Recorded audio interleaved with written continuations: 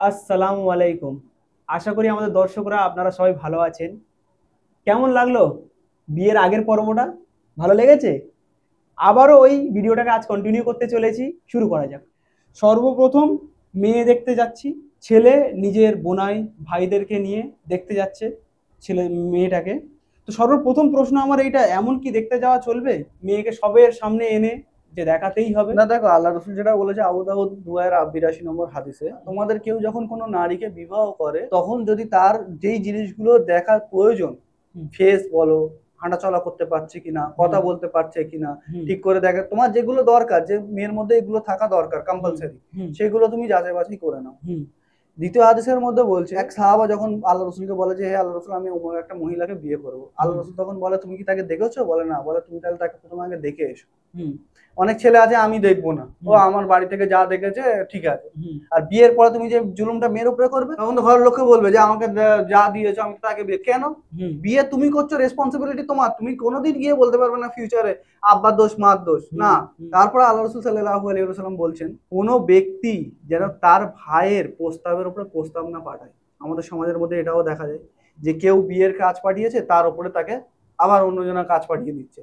আমার ছেলেটা বেশি সুন্দর, আমার ছেলে এই করে, আমার ছেলে এই করে হয়। হুম, তা হুম, তুমি যাকে দেখেছো ওই ছেলেটা তো কালো, আমার ছেলে ফর্সা। আল্লাহ হুম, রসুল কিন্তু এটা মানা করেছে। হুম, হুম, তো তুমি যেটা বললে যে মেয়েকে দেখতে যাওয়া, হ্যাঁ, মেয়েকে দেখতে যেতে পারো। হুম, এবারে এসছে যে এই চারটে বোনাই, চারটে বন্ধু বান্ধবকে নিয়ে গেলাম, হুম, হ্যাঁ তুমি নিয়ে যেতে পারো। হুম, কিন্তু যখন তুমি দেখা করবে, হুম, তখন ছেলে আর মেয়ে দেখা করবে একটা রুমের মধ্যে। হুম, রুমের দরজা খোলা থাকবে, হুম, বাইরে সবাই থাকবে। তারা নিজেদের মধ্যে আলোচনা করে নেবে যে আমি তোমার কাছ থেকে কি জানতে চাই, তুমি আমার কাছ থেকে কি জানতে চাও। হুম। কথা বলার পরে যখন ছেলে মেয়ে স্যাটিসফাই হয়ে গেল, এরপর তুমি আগে বাড়ো। তার মানে এই না যে মেয়েটাকে সাজিয়ে নিয়ে এসে বসিয়ে দিলে, বোনাই বন্ধুরা সব এরাম করে তোমাকে দেখছে। হ্যাঁ, তুমি যাকে বিয়ে করছো তুমি দেখতে পারো যে ফেসটা দেখলাম, চুলটা দেখলাম, হাতে ঠিক আছে, ইস ওকে। আর এই জায়গাটা আমার যেন মনে হচ্ছে, ছেলে যদি বিয়ের লেগে হ্যাঁ বলছে তো সে মেয়েটার উপরে যেন অ্যাহসান করছে হ্যাঁ বলে। হ্যাঁ। মেয়ের তো কোনো অধিকারই নেই। বাপ মানে বিনা মেয়ের অনুমতিতে বিয়ে দিতে পারে কি? না, আমাদের কাছে সবসময় একটা হাদিস শোনানো হয়, কোনো মেয়ে নিজের অলির পারমিশন ছাড়া বিয়ে করতে পারবে না। হুম, কোনো অলির মেয়ের পারমিশন ছাড়াও বিয়ে দিতে পারবে না। হুম, কোনো বিধবা হুম, নারীকে তার ইচ্ছা ব্যতীত হুম, বিয়ে দেওয়া যাবে না। এবং কোনো কুঁয়ারি আইবুড়ো মহিলাকে হুম। তার অনুমতি ছাড়া বিয়ে দেওয়া যাবে না। যদি সে বলে দেয় আমি আগে বিয়ে করব না, কথা শেষ। ওটা তো একটা মেয়ে দেখাবার দিক গেল। আরেকটা মেয়ে দেখাবার পদ্ধতি আছে। কেমন? মোর মার্কেট বা মন্ডল মার্কেটে গিয়ে মেয়ে গেল, ছেলে গেল, একটু সাইডে দেখা হলো, কথা হলো। তো এই যে পদ্ধতিটা আপনার মতে কি ভ্যালিড চলবে? হ্যাঁ, এতে কোনো অসুবিধা নেই। অনেকজন হো করে যে না, মেয়ে বিনা পর্দায় বার হচ্ছে, বিনা পর্দায় দেখছে। যেই পর্দাটা তোমরা সোসাইটির মধ্যে লাগু করে রেখেছো, ওই পর্দাটা তো ইসলামে নেই। প্রথম পর্দা যে স্পেসিফিক বোরকা আছে, ফেস ঢাকতে হবে, এইসবগুলো তো ইসলামে নেই। পর্দার ডেফিনেশন আমার আলাদা ভিডিও আছে, সেটা গিয়ে দেখে নিন যে অ্যাকচুয়ালি মেয়েদের পর্দা কতটুকু। এবারে আর একটা জিনিস এখান থেকে যে বেনিফিটটা পাওয়া যায়, বাড়ির মধ্যে যখন কোনো মেয়েকে দেখতে যাওয়া হয়, তার যখন একটা দুটো তিনটে চারটে কাজ যখন ভেঙে যায়, তার একটা মনোবল ভেঙে যায়।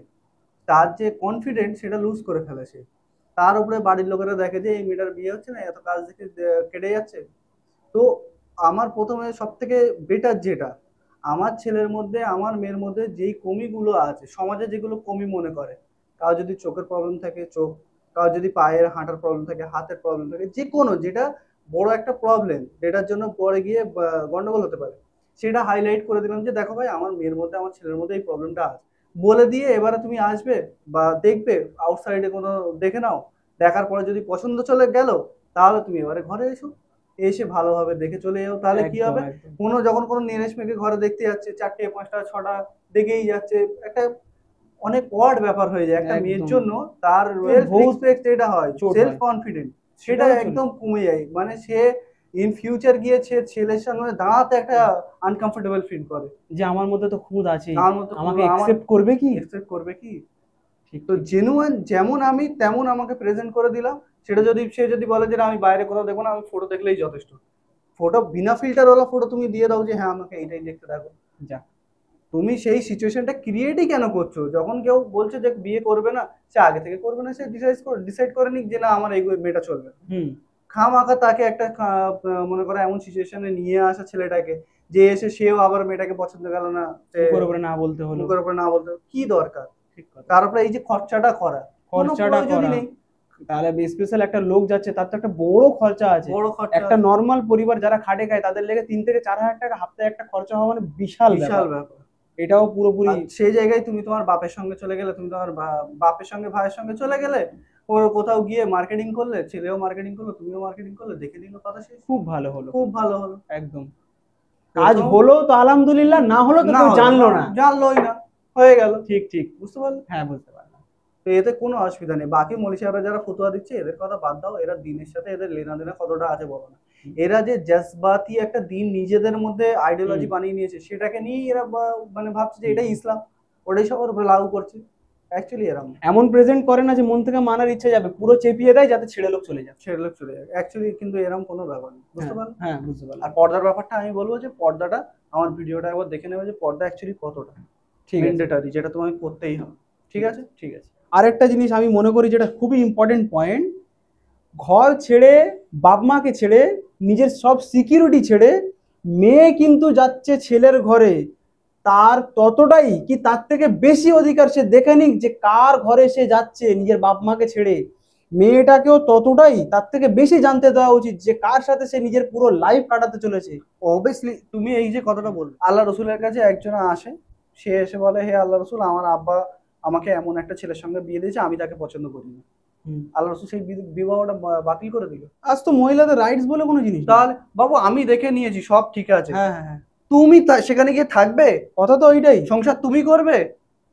আমাদের গার্ডেন যে 50%-এর বেশি এমন মেয়েরা আছে যাদের বাপরা তাদের বাপে মানে মেয়ের শ্বশুর বাড়ি যেতে পারে না ব্যবহারের জন্য।